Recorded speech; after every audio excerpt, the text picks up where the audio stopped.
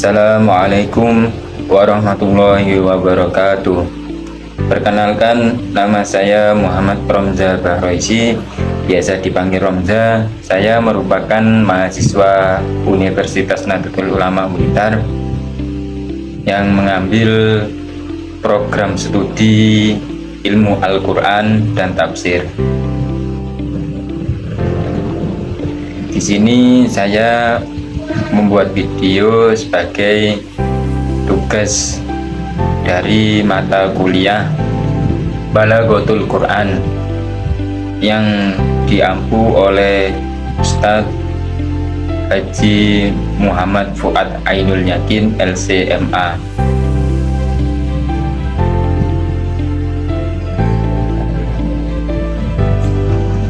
Di sini saya akan menerangkan tentang majas, ruang lingkupnya, dan contoh penerapannya dalam Al-Quran. Mari kita simak penjelasan. Balaghatul Quran, majas, ruang lingkupnya, dan penerapannya dalam Al-Quran. Ilmu balaghah mempunyai 3 kajian besar, yaitu bayan, ma'ani, dan badi, yang masing-masing dari kajian tersebut mempunyai beberapa cabang lagi. Salah satu pembahasan kali ini adalah majas.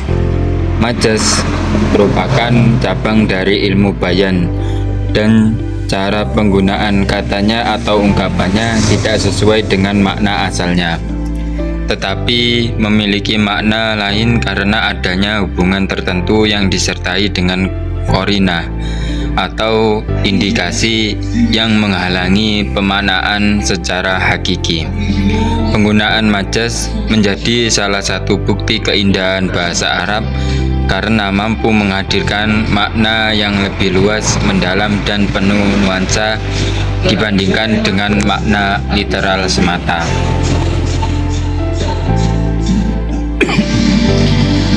Ngomong-ngomong tentang majas, sebenarnya kita sehari-hari biasa melakukan majas tanpa sadar, seperti dia adalah tangan kanan bos. Bukan berarti tangannya pindah, akan tetapi tangan kanan bos itu berarti orang kepercayaan. Majas secara etimologi atau lugawi berasal dari akar kata jaza, yajuzu,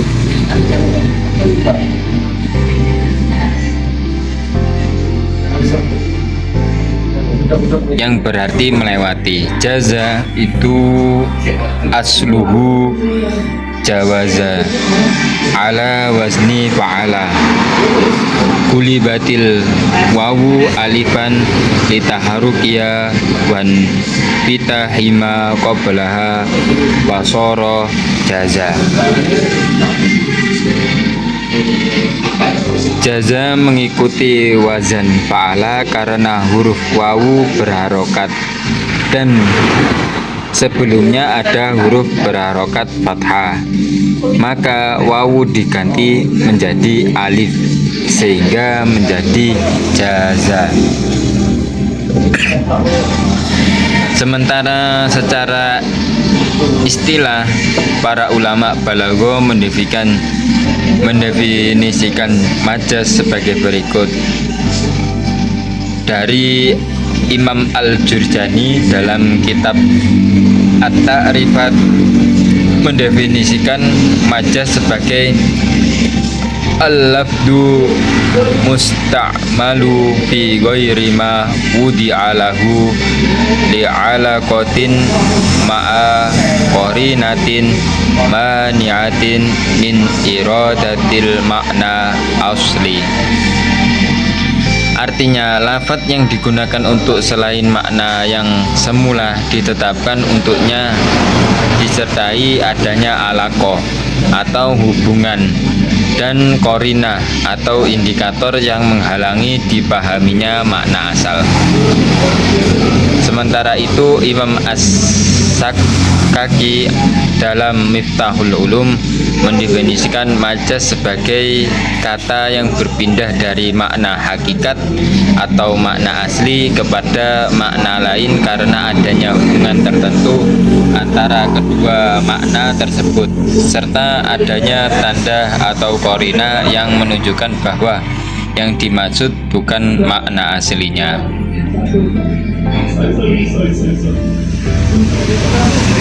Unsur-unsur majaz. Unsur-unsur majaz ada 3. Pertama, al-lafdu atau lafadz, kemudian al-alaqatu, alaqah, al-qarinatu dan qarinah. Lafadz di sini adalah kata atau ungkapan yang digunakan secara majazi atau kiasan. Kemudian al-alaqatu adalah hubungan atau relasi antara makna hakiki atau asli dan makna majazi atau kiasan, baik berupa kemiripan, sebab akibat, keseluruhan bagian dan sebagainya. Kemudian al-qarinatu. Al-qarinatu adalah indikator atau petunjuk yang memalingkan pemahaman dari makna hakiki menuju makna majazi. Qarina bisa bersifat lafzi atau verbal maupun hali atau kontekstual. Pembagian majaz ada 2. Pertama, majazun lugawi atau majaz lugawi adalah majaz yang terjadi pada tataran kata atau lafadz itu sendiri, yaitu penggunaan sebuah kata di luar makna aslinya karena adanya relasi atau alaqah antara dua makna tersebut. Kemudian ada majazun akliyun atau majaz akli, adalah majaz yang terjadi pada tataran isnad atau penyandaran, bukan pada tataran kata.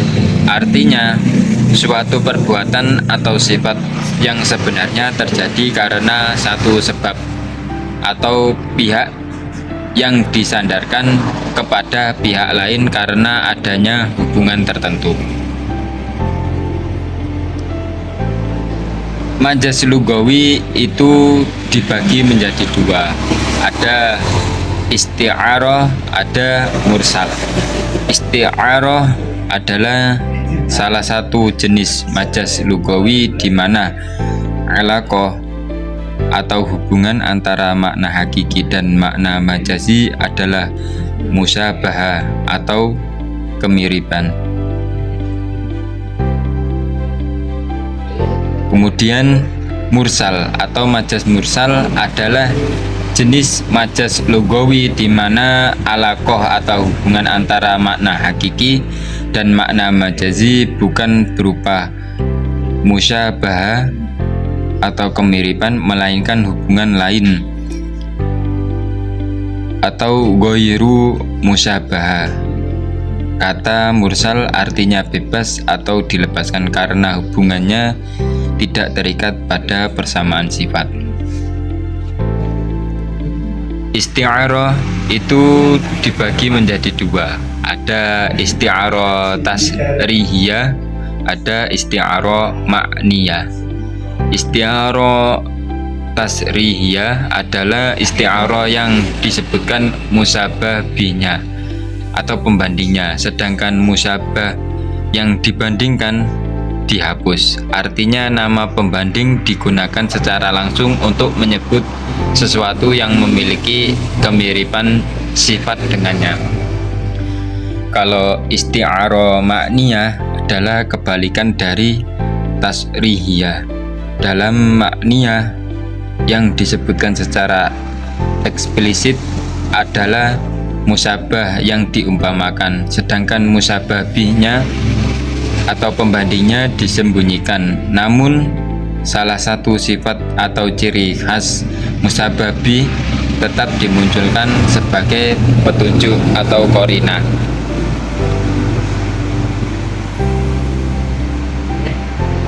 Bahwa ada sesuatu yang diserupakan.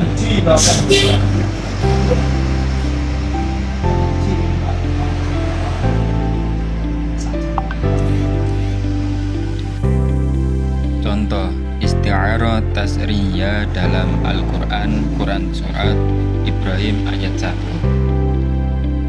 yang berbunyi A'udzu billahi minasy syaitonir rajim. Bismillahirrahmanirrahim.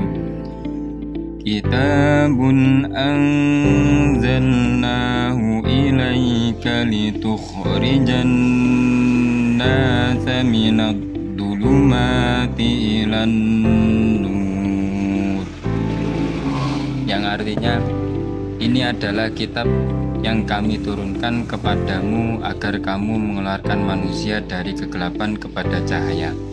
Kata ad-dhulumatu atau kegelapan dan an-nur atau cahaya di sini bukan bermakna kegelapan dan cahaya yang sesungguhnya secara fisik, melainkan merupakan isti'arah tasriyah atau majas atau kiasan kegelapan.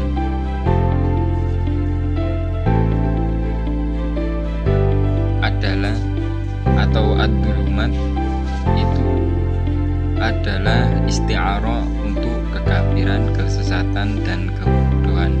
Sementara cahaya atau an-nur adalah isti'arah untuk keimanan, hidayah dan ilmu pengetahuan. Relasi atau hubungan yang digunakan adalah musyabahah, seperti gelap menghalangi penglihatan fisik, kekafiran menghalangi akal dan hati, sedangkan cahaya menghalangi jalan fisik, keimanan menghalangi cahaya menunjukkan jalan fisik, menerangi jalan fisik, kalau keimanan menerangi jalan hidup. Kemudian contoh dari isti'arah makniyah dalam Al-Quran, Quran surat Yasin ayat 51.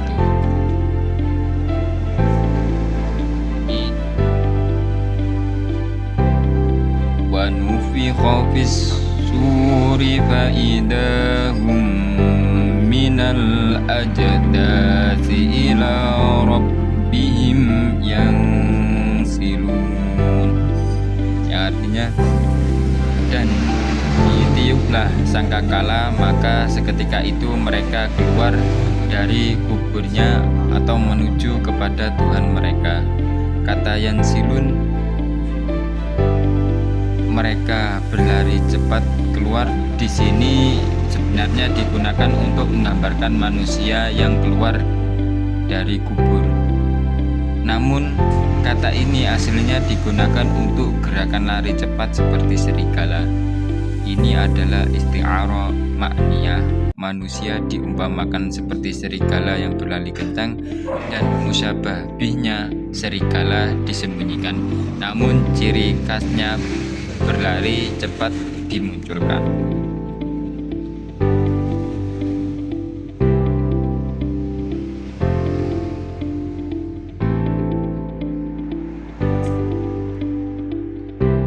Kemudian majas mursal itu ada 3, alaqah juz'iyah, alaqah kulliyah, terus alaqah sababiyah.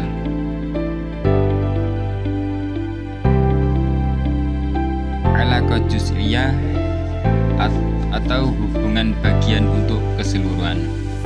Menyebutkan sebagian juz untuk maksud keseluruhan kul. Ini juga dikenal sebagai senudok, bagian keseluruhan. Contoh dalam Quran surat Muhammad ayat 4. Qadar bariqab, yang artinya maka pukullah batang leher mereka. Kata ar-riqab berarti leher atau tengkuk, namun yang dimaksud adalah seluruh tubuh musuh dalam peperangan. Disebutkan leher sebagai bagian juz untuk maksud keseluruhan kulli, yaitu membunuh musuh. Ini adalah majaz mursal dengan alaqah juz'iyah.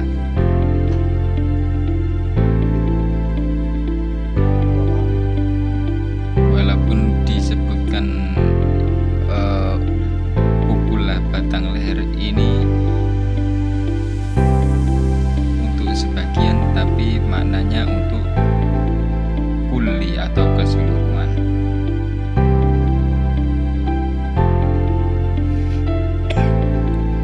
Kemudian ada alaqah kulliyah.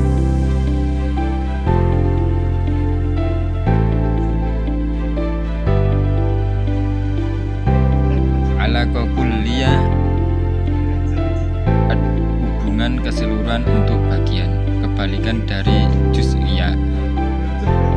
Menyebutkan keseluruhan kul untuk maksud sebagian juz.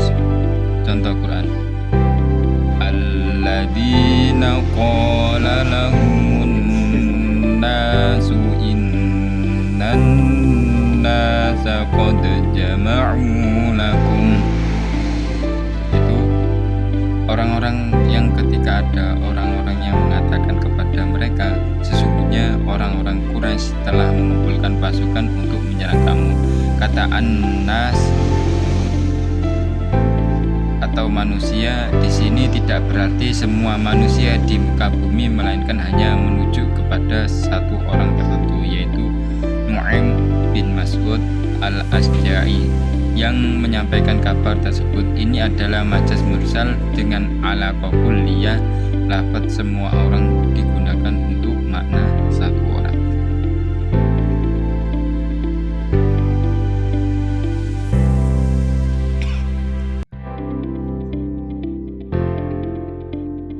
Kemudian ada alaqah sababiyah, hubungan sebab. Menyebutkan sebab untuk maksud akibat atau musabab. Kata yang bermakna sebab digunakan untuk menyebut akibat.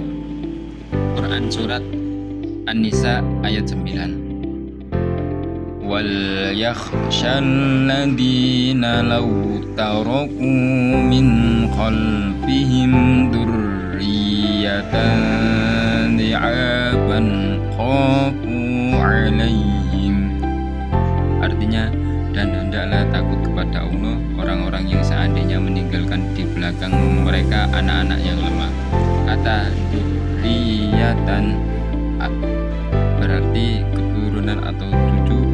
Secara hakiki bermakna benih atau bibit, karena secara etimologis berasal dari kata darroh atau menaburkan benih. Di sini ia digunakan untuk anak cucu sebagai akibat dari benih tersebut. Ini adalah alaqah sababiyah.